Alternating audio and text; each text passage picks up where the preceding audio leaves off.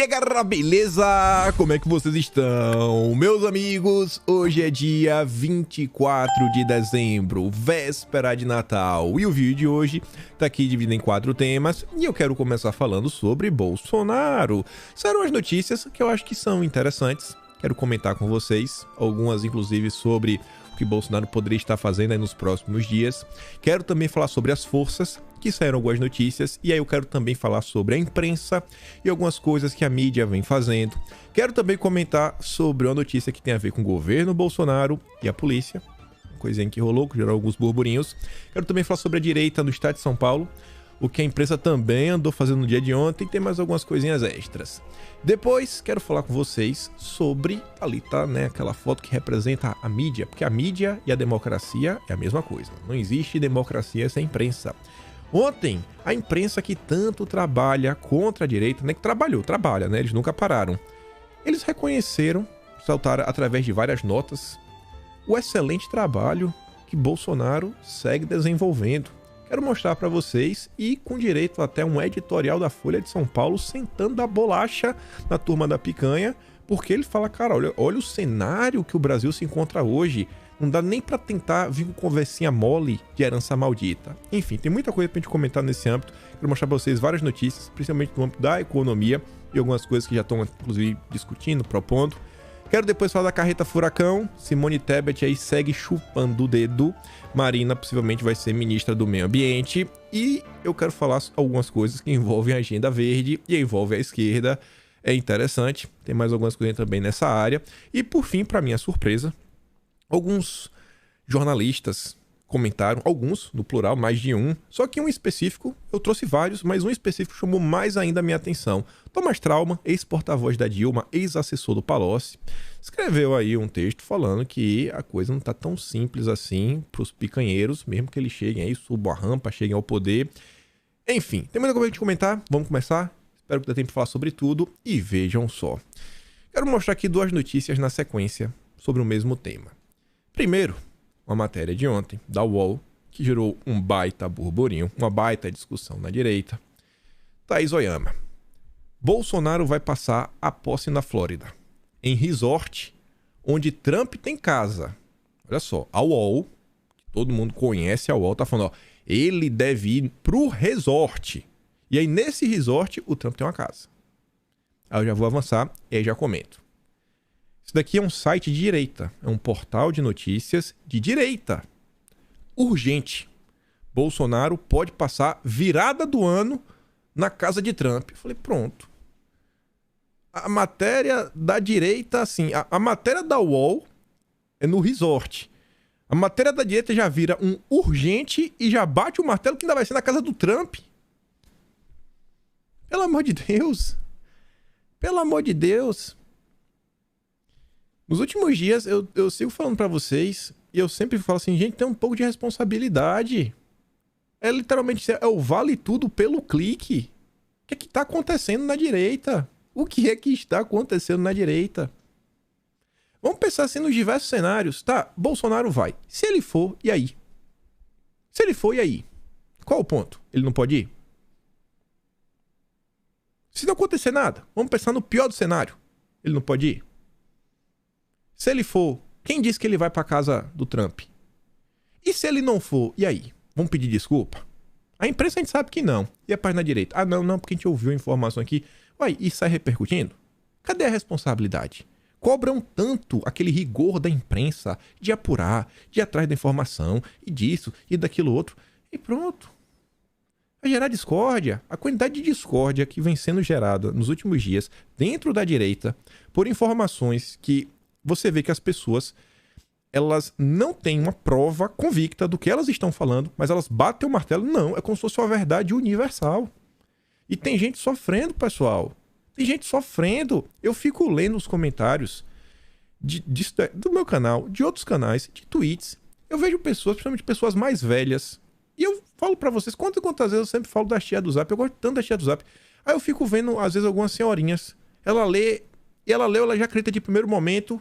Ai, meu Deus, não tô nem conseguindo dormir direito. Nossa, isso parte o meu coração. Eu fico assim, meu Deus do céu, o que é que tá acontecendo? Aí ontem também saíram algumas matérias e aí gerou também um alvoroço gigantesco, que isso e que aquilo outro.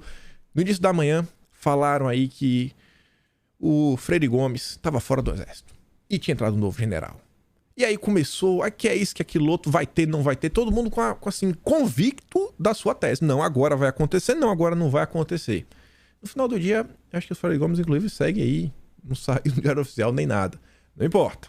A turma bate o martelo. Aí já brigaram. Aí um que discorda do outro fala, ó, aquele cara ali que ele tá botando as pessoas pra baixo, cancele ele. Bloqueie ele. E denuncie ele pra outras pessoas. Eu falei, pronto. Agora a direita vai abraçar o cancelamento da esquerda, porque não concorda com o que o outro cara tá falando, mesmo sabendo que o outro cara também é de direita e tá desesperado com a possibilidade da esquerda chegar ao poder. Aí a CNN solta essa nota. Troca de comando nas forças ainda não está pacificada. E aí? Eu não sei. E eu consigo chegar aqui e falar, pessoal, infelizmente eu não sei. Só que já teve gente que pegou aí, ó, olha só, tá vendo aí? Agora vai acontecer isso, vai acontecer aquilo outro, isso, papapatiti, etc. Todo mundo pode ter as suas expectativas, mas é o que eu sempre falo. Quem é que sabe? Pensa nas pessoas que estão, assim, desesperadas. E não estão desesperadas sem razão. Olha todas as notícias que estão acontecendo. É bolsa desvalorizando, é dólar subindo. É dívida pública, né, já se anunciando que vai voltar a crescer. É risco de inflação alta, que acarreta em um juros maior. Aí o cara às vezes está juntando dinheiro, está preocupado em comprar uma casa. E agora? É o medo de ser perseguido. É o medo de ver a criminalidade aumentar. É o medo de ver o menino indo para a escola, o filho, o sobrinho, e não aprender. Ainda aprender coisa que não devia. Aí como é que você vai falar pro cara não ficar desesperado com o cenário que tá acontecendo, o cenário que tá pintando aí no ar?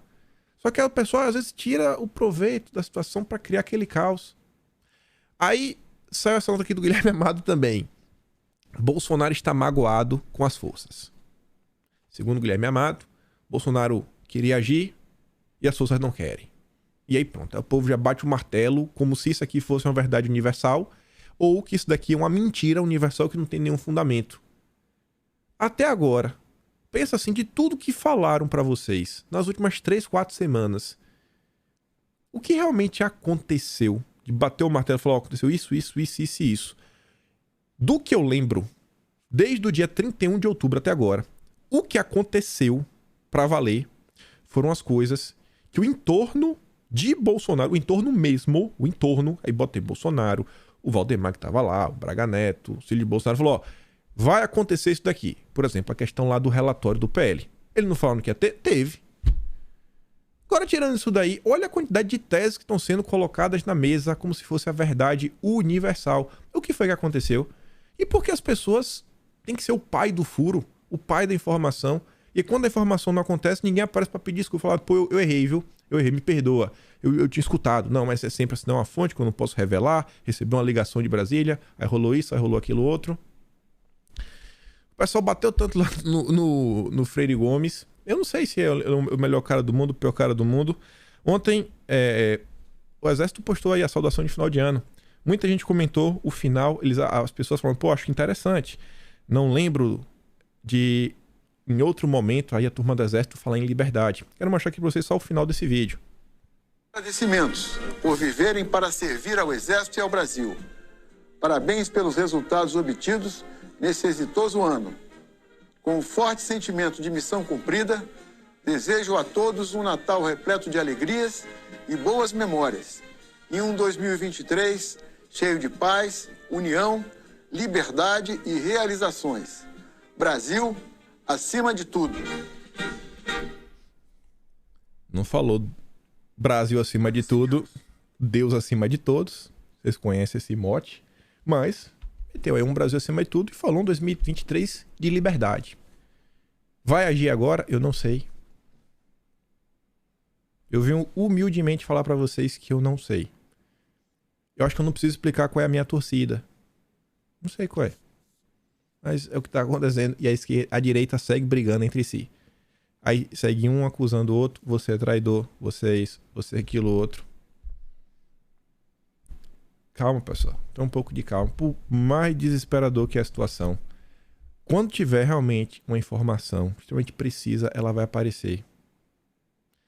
Aí, às vezes, esse último dia eu tô pensando em tanta coisa, mas tanta coisa. Aí eu vejo pessoas falando, pô, mas e aí?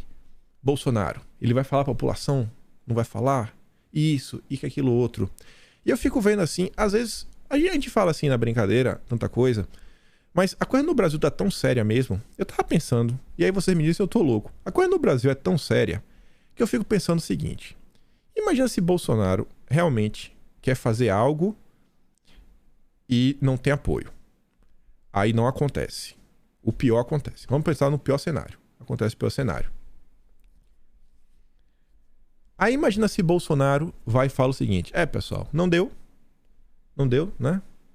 Vai todo mundo pra casa.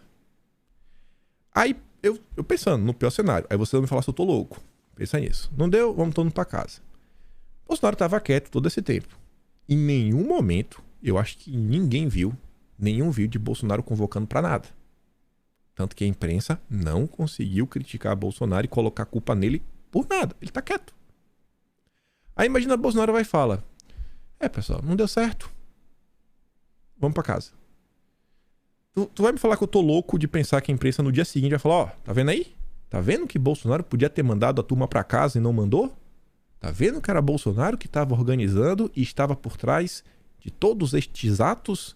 Está vendo que esses atos não eram do povo, não eram da população, e sim eram atos que estavam sendo aí organizados e Bolsonaro que mantinha as pessoas nas ruas? Eu tô louco de pensar dessa forma? Só um questionamento. E eu tô falando isso para mostrar para vocês. Eu acho que, vendo o Brasil do jeito que as coisas estão hoje em dia, para acusarem Bolsonaro de qualquer coisa, nossa, é um estalar de dedos. Se as coisas, eu acho que estão nesse ponto, imagina a dificuldade que é para fazer qualquer coisa. Imagina a dificuldade que é para fazer qualquer coisa, para tomar qualquer tipo de decisão.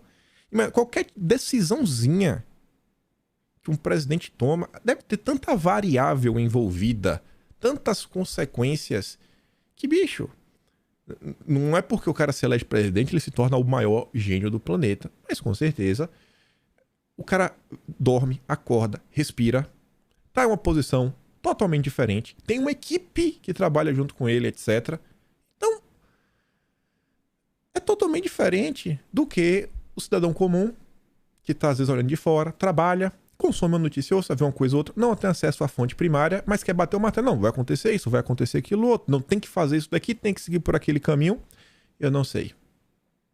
O único que eu sempre peço é o seguinte: gente, tem uma responsabilidade.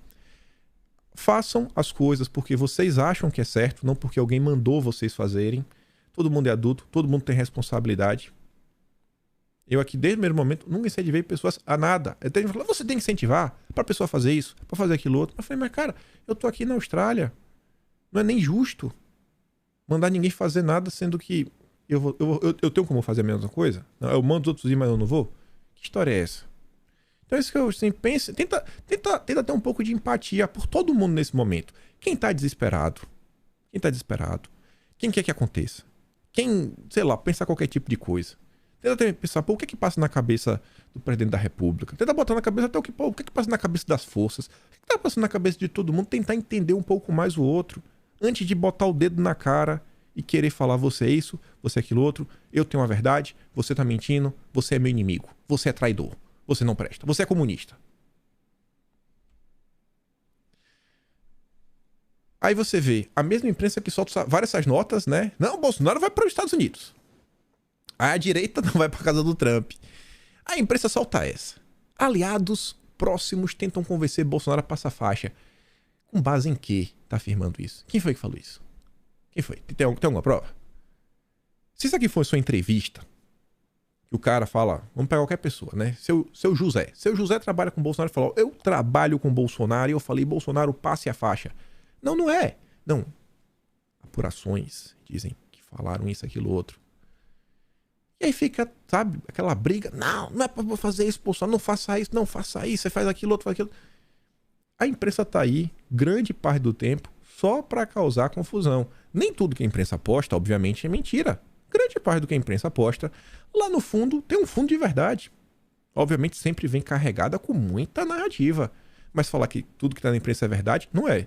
Vai falar que tudo da imprensa também é mentira? Também não é. Não dá pra ser nem 8 nem 80. Fica no meio termo, né? Quanto é, aí é complicado. Cada caso é um caso. Mas a imprensa, a preocupação dela nunca é informar. Sempre tem alguma coisinha a mais. E se tratando da direita, o maior interesse da imprensa é causar caos e confusão.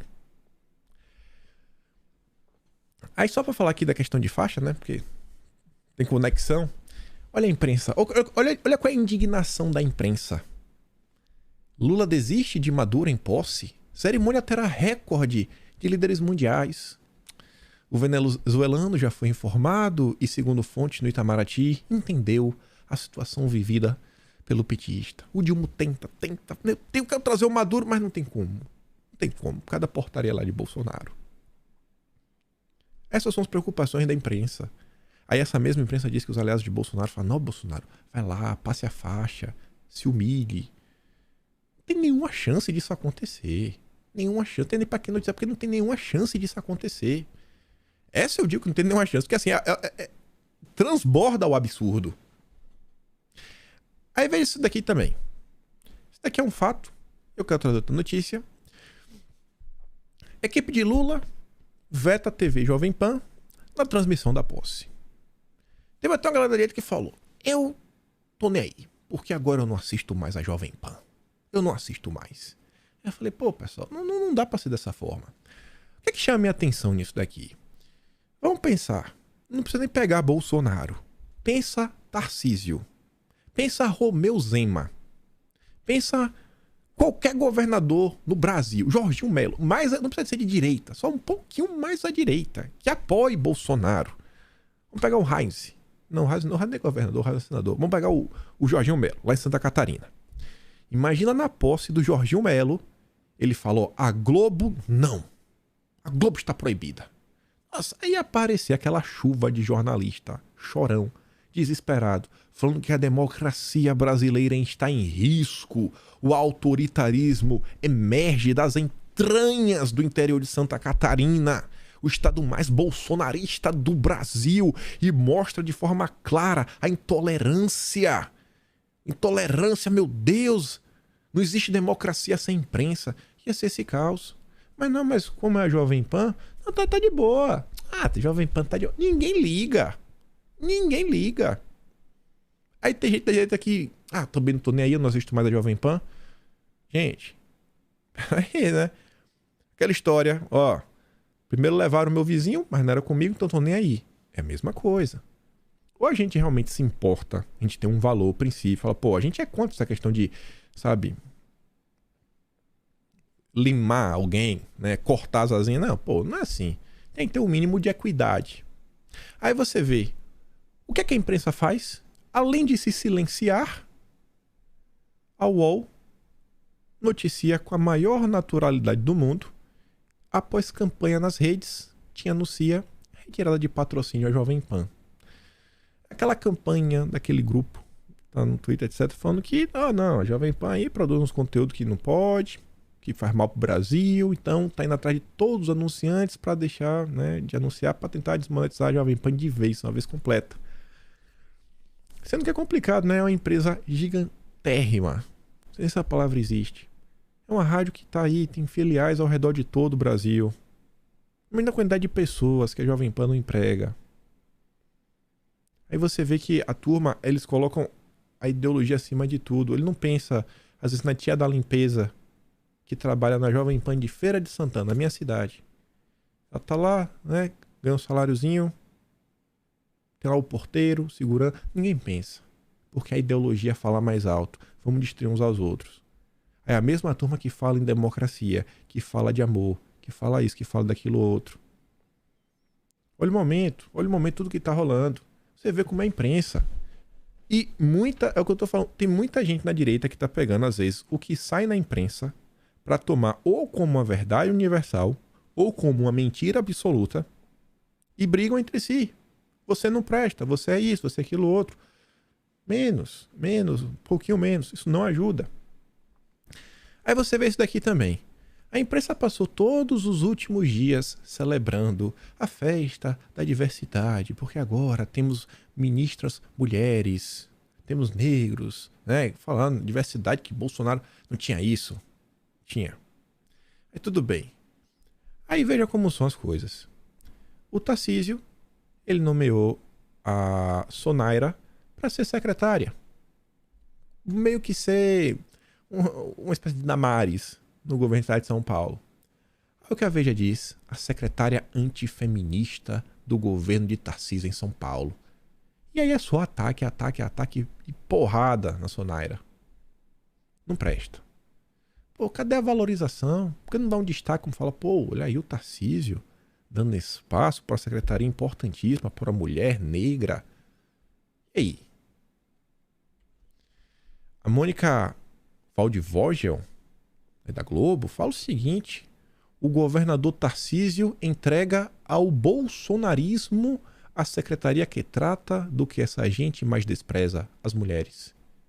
As ideias da indicada condensam o atraso e a ignorância. Vergonhoso. O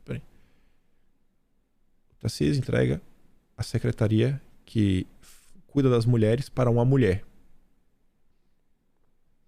Mas nem o nome da Sonaira, a Mônica cita. O Tarcísio entrega ao bolsonarismo. Não, ele não entregou ao bolsonarismo. Ele entregou a uma mulher cristã, que tem seus valores. Toca o barco aí. Eles não aceitam a diferença. Aí a Sonaira fala, ó, eu não sou o bolsonarismo. Eu tenho nome, tenho profissão, sou dona da minha história. Não estou aqui para agradar quem quer me enfiar em uma carapuça ideológica porque sou mulher ou porque sou negra. Eu escolho quem quero ser e onde estar. E não há nada mais libertador do que isso. Aí ainda, sou imprensa. Peraí que eu tava fora de ordem. Quero começar por aqui. Ontem saiu a notícia. Ex-chefe da PRF de Bolsonaro se aposenta aos 47 anos com salário integral. Rapaz, não é porra não, viu? Se aposentar com 47 anos de idade é bom demais. É bom demais. Sei que a vida de polícia não é fácil. Tem um alto risco de não durar muitos anos. Mas ainda assim, 47 anos é bom demais.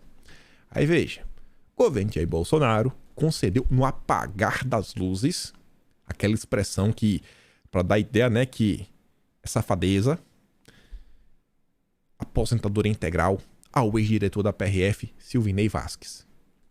Indicado por Bolsonaro e próximo dos filhos, viu? Ó, já faz uma ligação. Ó, tá vendo? No apagar das luzes, amigo da família, Vasquez é investigado. E senta porrada. Bloqueios policiais no segundo turno, isso que poderiam ter prejudicado os eleitores, tudo bem. Agora, o ex-comandante da PRF foi exonerado do cargo na última terça, após chefiar a Polícia Rodoviária Federal desde abril de 2021. Na sexta, o Diário Oficial da União registra a concessão de aposentadoria ao agente que tem 47 anos de idade. Silvinei também é réu por improbidade administrativa por ter usado a estrutura de seu cargo para impedir votos a Bolsonaro nas eleições de outubro. Essa é a nota. Você fica indignado? Não fica. Você fala, pô, peraí, pô. Pensa você, uma pessoa que não acompanha a política, que não sabe quem é o Vasco. Você tá perdidinho. Você fala assim, rapaz, quem é esse cara? Olha a farra. Bolsonaro não falou que ia acabar com a mamata, com isso, com aquilo, outro e tudo mais. Que farra é essa? 47 anos de idade, não precisa nem mais trabalhar. O salário ainda tá íntegro. Isso aqui é um absurdo. O cara ainda é investigado. Sabe? É réu e outra coisa. Ó, amigo da família. Essa matéria da Veja. Essa aqui é a matéria completa. Não tem mais nada. Não tem nenhum parágrafo extra. Não tem nada mais. É isso daqui a matéria. Aí eu fui atrás, né? Dei um Google. Eu fiz a pergunta mais simples do mundo. Eu queria ter uma resposta para a pergunta que eu acho que deveria ser o ponto central da matéria da Veja. O que aconteceu é ilegal ou não? Justo ou injusto? Amigo, aí é o julgamento de cada um. O que é que a lei diz? Ele tá certo ou ele tá errado? Fui lá no Conjur, um site especializado em questões jurídicas. Você vê que a manchete do Conjur ainda é mais porrada do que a manchete da Veja. E fala assim, ó. Investigado por beneficiar Bolsonaro, Vasquez se aposenta aos 47 anos. Aí você vê, ó, 3 dias depois de ser exonerado, o Vasquez se aposentou da corporação. A aposentadoria voluntária de Vasquez, que tem 47 anos, foi publicada nesta sexta no Diário Oficial da União. Ele entrou na PRF em 1995, aos 20 anos. Com 27 anos de contribuição à Previdência, Vasquez pode se aposentar pela regra antiga, que permitia deixar a corporação após 20 anos de contribuição, independentemente da idade. Após a reforma da Previdência, a regra mudou para 25 anos de contribuição e idade mínima de 55 anos. Então, assim, cara, não é apagar das luzes, não é, o amigo da família próximo aos filhos de Bolsonaro. Não. É um cara que entrou na corporação em 1995 e, segundo as regras da Previdência antiga, porque ele pode se aposentar pela regra antiga, ele tá apto e ele resolveu se aposentar. Mas tu já viu? Assim, é uns absurdos que acontecem que você vê que o intuito da imprensa, você pode discordar. Você fala, pô, cara, não se aposente, não. Você pode falar pra ele. Ele tá fazendo algo ilegal? Ele cometeu algum tipo de crime? Passou por cima de alguma lei pra se aposentar? Qual é o interesse da imprensa no final do dia? E essa mesma imprensa tá causando o maior alvoroço dentro da direita. E eu entendo o desespero das pessoas, vendo tudo que pode acontecer no Brasil. Mas eu peço a vocês, mais uma vez, tenham muita paciência, muita serenidade. Cuidado em quem vai, né? E promete que vai acontecer isso, vai acontecer aquilo outro, etc, tudo mais. Tem muita gente aí que tá, meu Deus, surfando a onda de um jeito sem igual. Aí, olha como são as coisas. Isso aqui até já faz um link para próximo tema ligado à economia. E aí é o questionamento. Essa questão do Vasquez, da aposentadoria dele, foi notícia em todos os jornais. Folha, Estadão, Globo, UOL, etc. Todo mundo indignado com o Vasquez. Já essa matéria aqui, eu só ouvi no Metrópolis. Binance anuncia sobrinho de Haddad como novo diretor-geral no Brasil. Olha só. Para quem não sabe o que é a Binance, ela é apenas a maior corretora do planeta de criptomoedas, né? Você quer comprar, vender Bitcoin, a Binance é a maior de todas. Aí no subtítulo já está uma informação bem interessante, que eu não vi em nenhum lugar. Guilherme Nazar já trabalhou na Uber quando foi alvo de inquérito no Ministério Público após o então prefeito de São Paulo, Fernando Haddad, regularizar o serviço. Esse negrito aqui, letra grande, foi a própria Metrópolis. Hoje, a Binance tem interesse de que, na regulamentação do marco regulatório das criptomoedas no Brasil, o governo não faça segregação dos ativos das corretoras com os clientes. Na Uber, Nazar chegou a ser alvo de inquérito do Ministério Público de São Paulo, que investigou a publicação de decreto pelo então prefeito Fernando Haddad, em 2016, que regularizou o serviço. A ação, contudo, foi arquivada. O que eu acho mais interessante de tudo isso daqui é que a gente tem mais de 6 meses falando, 2023, esse novo mandato aí no Legislativo vai ser o mandato da regulamentação e do compliance. Vão regulamentar um monte de coisa, querem regulamentar as regrinhas. Olha aí, regulamentação do marco regulatório das criptomoedas. Tu já imaginou se fosse um sobrinho de Bolsonaro? Já imaginou? Não, sobrinho de Bolsonaro é contratado pela Binance. Não basta não. Vamos pegar aqui uma coisa que o Bolsonaro fez. Sei lá. Acho que tem uma empresa de energia que é Copel o nome. Sei lá. Mas não teve marco legal da... Eu queria falar de, na verdade, saneamento básico. Sei lá, vamos botar assim. Embasa. Embasa é uma estatal. Então também não conta. Mas enfim, pensa assim. Uma empresa privada gigante, né, líder mundial de esgoto, saneamento básico, água, etc, tudo mais. Sobrinho de Bolsonaro é contratado para trabalhar na empresa campeão mundial de água e esgoto. E aí o governo Bolsonaro está discutindo o marco do saneamento. Tu já pensou o caos? Tu já pensou o caos? Mas qual o problema? É o Vasquez, viu? É o Vasquez, viu? Por quê? Porque ele tomou uma medida que as pessoas podem achar extremamente injustas, porque ele se aposentou com 47 anos, mas era direito dele. Agora a indignação com o aumento do salário dos deputados, dos políticos, tem gente que vai ganhar R$46.400, aí tá de boa. Aí tá de boa demais. É demais. Vamos falar mais da economia. Mercado já precificava perfil do Dilma, mas não deixa de se decepcionar. Oh, coitadinhos. Falta de pluralidade, uma vez que é sentida a ausência de nomes técnicos e da frente ampla. O único governo do Brasil, de coração mesmo, sem passar pano, que eu acho que se preocupou em fazer indicações técnicas para cargos técnicos foi o governo Bolsonaro. Me perdoa, mas de coração acho que foi o único. Teve uma preocupação real. Abre aspas, né, o que foi dito aí pela Ettore Sanchez, economista-chefe da Ativa Investimentos. Há de se identificar um perfil mais heterodoxo dos integrantes. A busca pela pluralidade ainda não se confirmou, ao passo que se desenha um governo tão heterodoxo quanto alguns outros recentes do PT.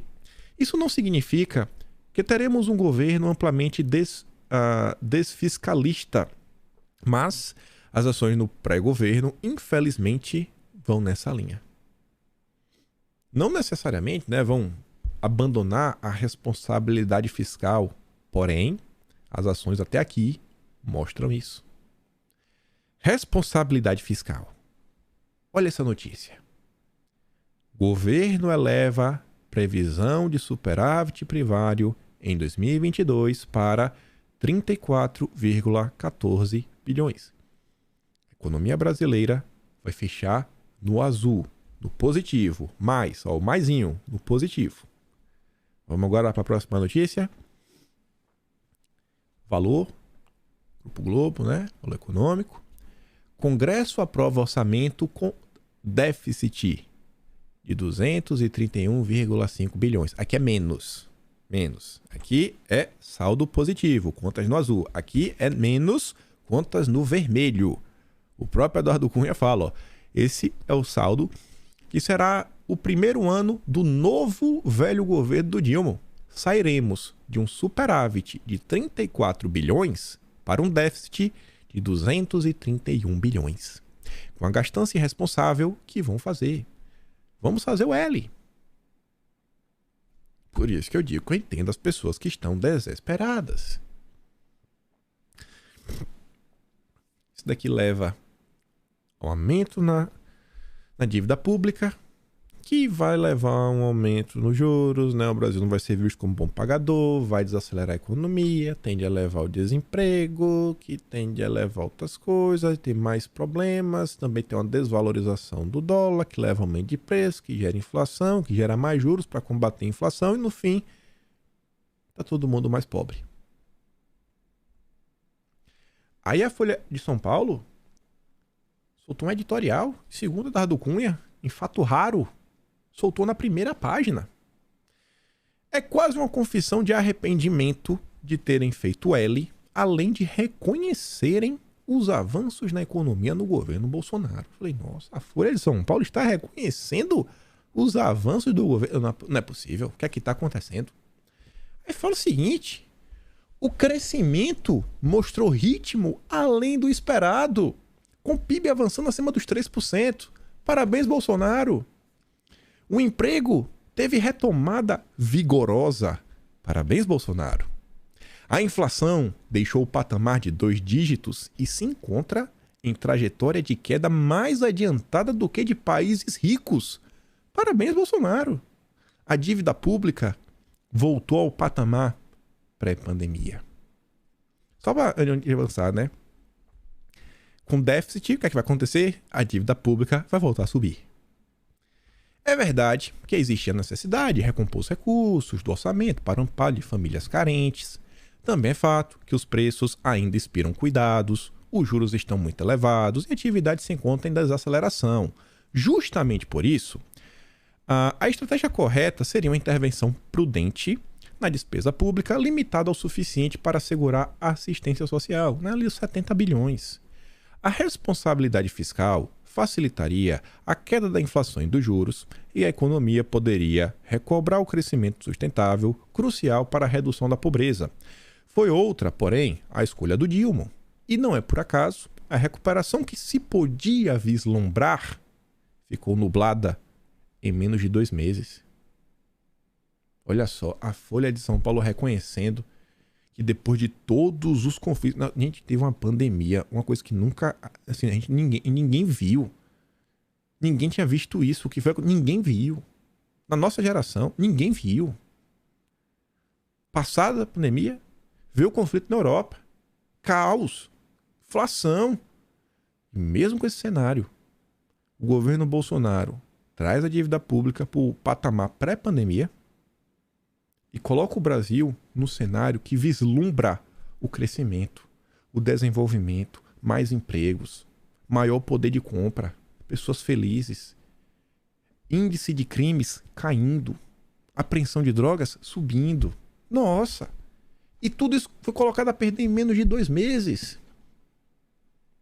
Os petistas, que não parecem dispostos a dividir as decisões de governo, olha o apetite insaciável, trataram de mais do que duplicar a alta recomendável do gasto no primeiro ano do Dilma e a recuperar o discurso envelhecido de 40 anos atrás contra as privatizações. Como se não fosse importante estancar a sangria dos cofres públicos com as estatais ineficientes e aumentar o investimento em infraestrutura e saneamento básico. Então, nem aí, na verdade, eles estão pensando, né, em desfazer algumas coisas do marco do saneamento. Aí se misturam conveniências políticas, compromissos com as corporações da máquina estatal e, pior, a crença pueril de que a prosperidade só pode ser alcançada com a expansão contínua do Estado. Inícios de mandato devem ser aproveitados para as providências difíceis, que renderão frutos duradouros nos anos seguintes. Ninguém está nem aí. Ninguém pensa no Brasil. Pensa no agora. Quem foi que tomou medidas duras, mas que vão salvar o Brasil, né? E estão salvando o Brasil ao longo do tempo. E quem só vai colher os frutos, nossa, daqui a 5, 10 anos, fruto mesmo para valer. Você não constrói uma rodovia no estalar de dedos. Você primeiro faz o marco das rodovias, você garante uma segurança jurídica, você começa a abrir o mercado começa a se desenvolver, começa a gerar uma economia em torno daquele mercado, vê uma possibilidade, pô, tá dando certo, você começa a desenhar toda a logística, aí vem muito mais gente interessada e a coisa começa a crescer. Aí vem mais empresas que fornecem a infraestrutura necessária para construir a malha ferroviária. Pô, o negócio tá começando a pegar fogo, tem um monte de empresa, os preços começam a cair, começa a ficar cada vez mais atraente. Então daqui a 5, 10 anos o negócio tá pegando fogo. Mas quem foi que teve o desgaste? Quem foi que trabalhou para essas pautas avançarem? Marco do saneamento também. Quem foi? Foi o governo Bolsonaro. Por causa do marco do saneamento, Jair Messias Bolsonaro sofreu uma CPI. CPI. Não sei se vocês vão lembrar. Em julho de 2020, quando foi aprovado o marco do saneamento, eles botaram um jabuti que com um único artigo eles conseguiam destruir o marco do saneamento. Porque eles iam permitir que as empresas estatais renegociassem aí com o Estado e tudo mais, etc, tudo mais. E tinham 2 anos para fazer isso e poderiam renovar por mais 30 anos. Ou seja, não ia abrir o mercado. Aí Bolsonaro foi e vetou esse artigo. Foi o caos. Mas foram matérias sobre esse artigo, não sei se foi o artigo 14, 16 ou 10, um negócio desse. Foi entre 10 a 16, foi um desses. Aí foi o Alcolumbre e principalmente o seu Tasso Gereissati. E falou que ia ter uma retaliação, que não ia ficar dessa forma. E o que Tasso Gereissati fez? Ficou trabalhando ao longo dos meses. E quando foi 2021, CPI da pandemia. Quando o Brasil, daqui a 20 anos, vê, pô, olha como é o saneamento básico hoje, olha como era o saneamento básico 20 anos atrás, ninguém vai lembrar do que Bolsonaro sofreu. Aí diz, ó, do novo governo que se esperam, por exemplo, uma reforma tributária procrastinada há décadas e um plano para conter a dívida pública. Não tem plano. O plano dos caras é destruir o Brasil. Que dívida pública, meu Deus? Tá em déficit, ainda tá saindo de um saldo positivo para um saldo negativo. Que conter a dívida pública, ele não quer nem falar de teto de gastos. Tá maluco? Por hora, só se vê a opção pela gastança. É meio normal, assume. Que, quando muito, produzirá um impacto de curto prazo na atividade produtiva, para, na sequência, colherem-se mais inflação, juros, endividamento, como consequente impacto negativo no emprego. E, por fim de tudo, o mais que me surpreendeu até foi o último parágrafo, mas antes disso, eleito com margem mínima de votos, só faltou falar também que não é que ele foi eleito. sabe? Tem vários... Além disso tudo, não foi ele que venceu. Foi o Bolsonaro que perdeu. Porque ainda assim, mais de 61% da população brasileira não votou no Dilma. Não votou no Dilma. Entre pessoas que se abstiveram, que votaram nulo, que votaram em branco e votaram em Bolsonaro, 61%. O Dilma tem a menor margem para erro. Não poderá contar com um cenário internacional favorável, como de 2 décadas atrás. Ao contrário, o mundo desenvolvido registra inflação inaudita, juros crescentes e a possibilidade de recessão. E, por fim, tampouco a desculpa da herança maldita encontrará eco além das hostes petistas. Fico na dúvida aqui também, né? Acho que a esquerda chegando ao poder, as verbas de publicidade voltando, não sei. Aí eu acho que a imprensa vai voltar a ser feliz de novo. E aí, por fim, diz que a imprudência orçamentária, infelizmente, parece fato consumado. A chamada Frente Ampla, que ajudou Dilma a chegar novamente ao poder, deve encarar a realidade. No lugar do esperado Lula 1, Lula 3 começa repetindo os erros da Dilma Rousseff. É o governo Dilma. É um governo mais radical do que o governo Dilma. Esse foi o editorial do Grupo Folha. Aí eles falam sobre várias coisas, né? Inflação, isso, aquilo, outro. Essa notícia aqui, será que a gente vai ler uma notícia como essa com a esquerda no poder? Prévia da inflação fecha em dezembro no nível mais baixo do ano. Se a esquerda chegar ao poder, a gente vai ver esse tipo de notícia? Por isso que eu digo, eu entendo quem está desesperado. Eu realmente entendo. E é por entender o desesperado que eu falo, pessoal, tenho muita responsabilidade. Não mexa com o sentimento das pessoas. Não, eu tô apenas passando uma mensagem, não me julgue, tente jogar. Não, não é assim. Tenha a responsabilidade. Tenha a responsabilidade do que está sendo divulgado. Tem muita gente aí que está perdendo o sono. Principalmente as pessoas mais velhas. Olha isso daqui. Esse daqui é o tipo de notícia com a esquerda no poder. Imposto do botijão de gás vai disparar em 2023. Quem diz? O sindicato. O preço vai subir, ó. Ó, vai coçar no bolso. Cadê a picanha? Cadê a picanha? Aí a picanha entrando, ó. Olha aí. Faz o L, picanheiro. E falando de aumento de imposto, Jerônimo descumpre promessa de campanha e aumenta o ICMS. A elevação do tributo foi publicada pelo governo do estado nesta quinta. E também já estão falando que vem diversos estados vão ter que ver essa questão da gasolina. Vai ter que subir o preço. O que aconteceu com o Bolsonaro? Ao longo de 4 anos, inúmeras reduções de imposto. Apertei o botão de voltar. Falando da Bahia, minha Bahia. Olha o tipo de vídeo que está aparecendo. Salvador Shopping é furtado e lojas fecham grade para proteção. O caso assustou os funcionários do estabelecimento que baixaram a grade de suas lojas para se proteger. O shopping mais luxuoso de Salvador. Possibilidade de arrastão no shopping mais luxuoso de Salvador. Parabéns. Faz o L. E aí, falando de segurança pública, comentamos ontem que, assim como aquele nome que estava aí cotado para assumir a PRF, o Camatar, foi destruído aí na imprensa pela esquerda, porque ele apoiou o Lava Jato lá atrás, isso, aquilo, outro, aí passaram um contrator em cima dele. Bom,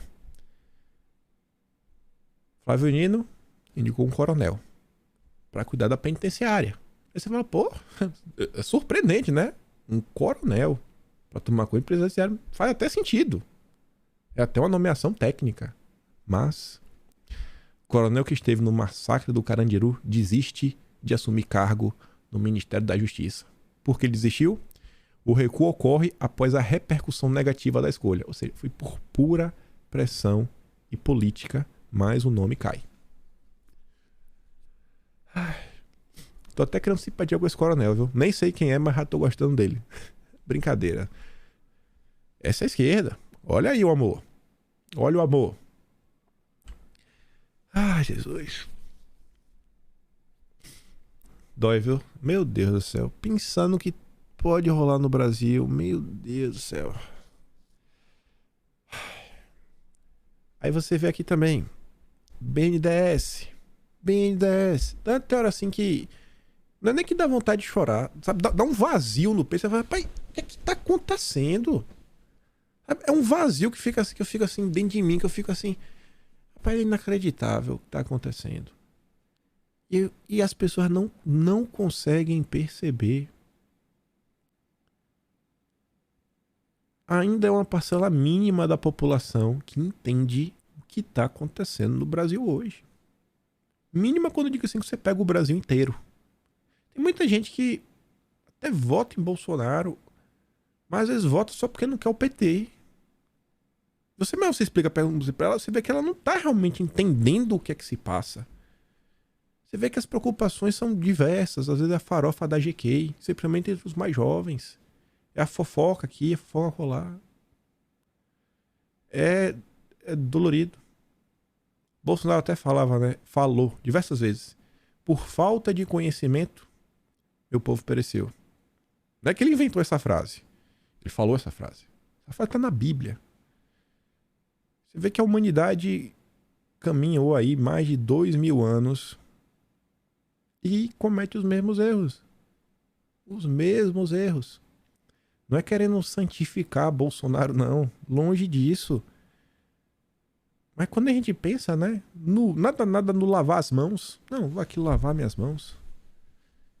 Não quero santificar, não. Não falando que Bolsonaro é perfeito. Nada disso. Mas só você ver assim. É duro, viu? Sei que é chover no molhado repetir. Eu nem gosto de ficar chovendo no molhado. Mas tá louco. Eu não sei se é o espírito natalino. Que gera uma reflexão maior. Um temor. Mas enfim. Aí a Folha de São Paulo, que ficou fazendo L por muito tempo também, comenta sobre o BNDES para falar. Cada R$1 emprestado por BNDES só gerou até 25 centavos de investimento, diz estudo. Aí você vai ver que estudo é esse, né? Será que tá falando de Bolsonaro? Não. A política de campeões nacionais praticada pelo BNDES durante governos anteriores do PT despejou recursos para grandes empresas, mas não resultou em aumento dos investimentos na mesma proporção. Segundo o estudo, a cada R$1 aplicado em empréstimos e subsídios, apenas de 12 a 25 centavos viraram investimentos adicionais. O valor muda conforme a metodologia empregada, mas a conclusão é uma só. O resultado, embora positivo, é pouco eficaz. O tema ganha relevância no momento. Por quê? Porque o Dilma demonstra querer fortalecer novamente o Banco de Fomento, que será presidido pelo Aloysio Mercadante, também favorável a um papel do Estado na indução do crescimento econômico. No final do dia, esse estudo e a divulgação da imprensa é medo. Eu acho que quando o Arminio Fraga ele fala que ele tá com medo, eu acho que ele tá sendo sincero. Às vezes eu fico assim, ele tá com medo, que realmente sabe que vai dar ruim. E obviamente ele não ia votar em Bolsonaro de jeito nenhum. E você vê que isso é um problema sério. O cara sabe que vai dar errado. O cara ele tem a convicção, não. Eu tô votando num projeto que vai dar errado. Mas Bolsonaro é pior. Pior como? Não, porque ele não respeita a democracia. Porque ele é antidemocrático. Porque ele é golpista. Porque ele é isso. Porque ele é aquilo outro. Se tem uma coisa que eu acho que o Bolsonaro é a pessoa que foi mais atacada pela mídia, acho que na história do planeta. De forma assim, sincronizada, direcionada. Porque, cara, quando você pensa assim, não, nos Estados Unidos, eu não acompanho os Estados Unidos, não acompanho, não sou especialista em política externa. Eu acho que o Trump ele deve ter sofrido muita resistência. E não tô julgando se Trump é um bom presidente, mau presidente. Acho que ele sofreu resistência. Mas, querendo ou não, nos Estados Unidos, tinha alguns veículos de imprensa. Tem uns veículos de imprensa mais à direita. Quando você pensa no Brasil, quem é que Bolsonaro tinha esse tempo todo? Rede social, tinha do Zap aí divulgando um WhatsApp, a notícia outra, um vídeo outro, que querendo ou não chega na população toda. E ele, né, falando com o povo, rodando por aí. Então, é punk. É punk a situação. E aí vamos falar da carreta furacão. Rapidinho aqui. Tebet se reúne com Dilma na expectativa por vaga em ministério. Se encontraram na sexta-feira. Apesar do apoio, contrário nas expectativas do mundo político, na imprensa e do mercado, Tebet ainda não foi indicada para nenhum cargo no futuro governo. Até agora chupando o dedo. Aí, o Globo fala o seguinte: Lula e Tebet embarcam juntos rumo a São Paulo para fechar a negociação sobre o ministério. Viajaram juntos e até agora tem nada decidido. E a Tebet falava: não, eu não estou apoiando por cargo, eu estou apoiando por causa da democracia. É a barbárie? Ou é Lula ou é a barbárie? Eu não posso deixar que a barbárie vença. E para quem não queria cargo, para quem não estava atrás de uma boquinha, a Simone Tebet anda assim de um jeito muito estranho. Aí veja, Simone, Marina, não, deputados do PT defendem deputado do PT no meio ambiente. Até onde vai o apetite dessa gente? Em um documento endereçado na segunda-feira, a Gleisi Hoffmann, integrante do núcleo agrário da bancada petista na Câmara, encaminharam a indicação do deputado federal, o Newton Tato, do PT de São Paulo. A Veja até colocou o documento aqui, ó, 16 deputados. Não queremos nosso. Queremos. É PT de cima até embaixo. Turma tá com apetite sem igual. Lula convida Marina Silva para ser ministra do Meio Ambiente. Simone Tebet não quis, porque não quis dar uma rasteira na Marina Silva, a não sei que ela aceitasse a questão da autoridade climática. A Marina não vai aceitar. Ela recusou para ocupar o cargo de autoridade climática. Tá aqui no final. Não vai aceitar. A Marina não é besta. A Marina é muito esperta. Ela quer o ministério e ela ainda quer ter controle sobre a autoridade climática. E aí todo mundo batendo na tecla que ela que vai ser a ministra do Meio Ambiente.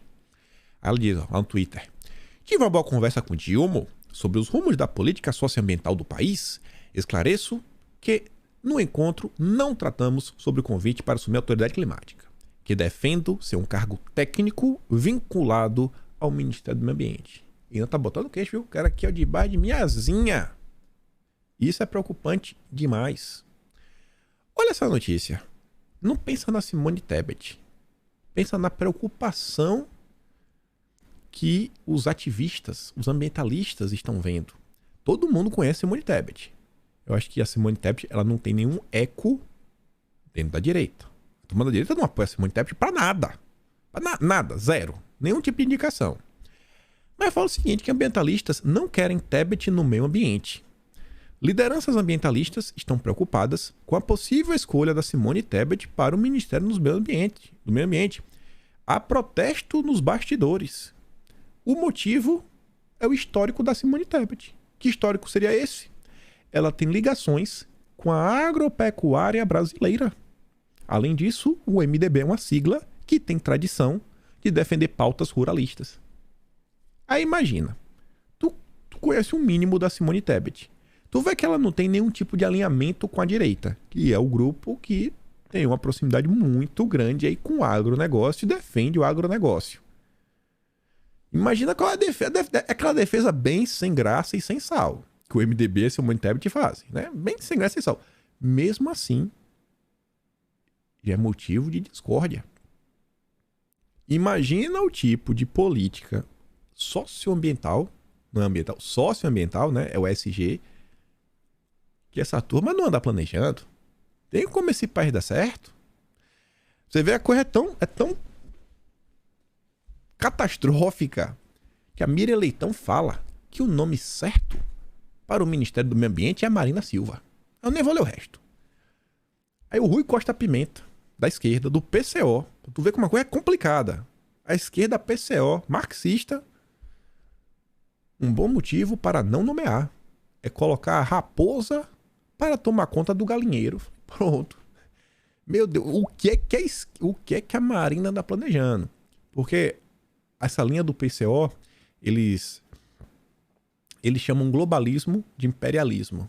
E eles dizem que a Marina, ela tem vínculos, né, com o imperialismo, ou seja, com o globalismo, né? A turminha das ONGs, etc. e tudo mais. Imagina, para a esquerda, está achando ruim a possibilidade de vínculos com ONGs internacionais. Imagina quantos problemas não podemos ter no Brasil. Antes de voltar para o meio ambiente, tem a ver? Reorganizar a área de direitos humanos exige recomposição orçamentária. Tudo para a esquerda, qualquer tipo de solução passa por dinheiro. Não dá para resolver nada sem dinheiro. Eu nunca vi isso, mas tudo bem. E aí, o rapaz lá, do Direitos Humanos, também está falando sobre terras indígenas e quilombolas, e ele fala o seguinte: o relatório do gabinete destaca que houve completa paralisação dos processos para a demarcação de terras indígenas no Brasil. Esses territórios, aponta o documento, também têm sofrido com o aumento de invasões por garimpeiros, madeireiros, pecuaristas, pescadores e caçadores ilegais. Temos que demarcar mais terras. Mas, tem certeza? Mais uma raposa da Serra do Sol? Isso não tem como dar certo. Não tem. Me perdoa. Mas é a preocupação da turma. Aí, ontem eu vi um negócio, mas não parei pra ver. Eu devo dar uma lida mais intensa, mais profunda. Acho que deve ter alguma coisa interessante. Mas eu descobri isso daqui, ó. Uma espécie de mini livro, né? Deve ser um artigo um pouco mais completo, uma mini tese. Clima e estratégia internacional. Novos rumos para o Brasil. Ideias para discussão. E esse aqui, né? Esse texto, etc. Esse documento, 2022. Quem postou foi a Paula Schmidt. Ela diz, ó. Lula, a esquerda, a Amazônia e Jorge Soros. A história em alguns prints. Documento 2022. Clima e estratégia internacional. Quem foi que escreveu? Pedro Abramovay, da Open Society. Jacques Wagner.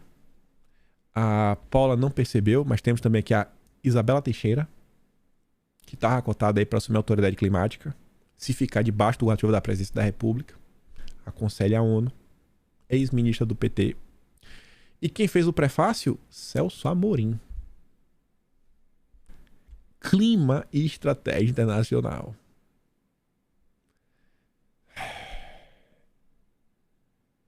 É desesperador. Isso aqui pra mim vai terminar assim mais cedo ou tarde. Não tem como não ser um crédito de carbono.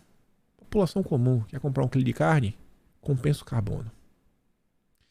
Outra coisa que a Paula posta aqui sobre essa questão de meio ambiente, ela fala o seguinte, ó, bilionários não investem em partidos, causa ecológica, política, etc, porque eles são bilionários e podem implementar a sua ideologia. É o inverso. Eles são bilionários exatamente porque fazem uso dessas causas nobres para influenciar a política pública e favorecer os seus investimentos. E influenciar a política pública no final do dia é o quê? É lidar com compliance, com a regulamentação, com marcos legais. Filantropo do clima investe milhões em minas de carvão. Isso foi em 2015. Anteriormente, o bilionário financiava energia renovável e classificou o carvão como arma letal para a mudança climática. Sorinhos, hein? Ah, descarado. O general Vilas Boas está escrevendo aí de forma recorrente para a Revista Oeste.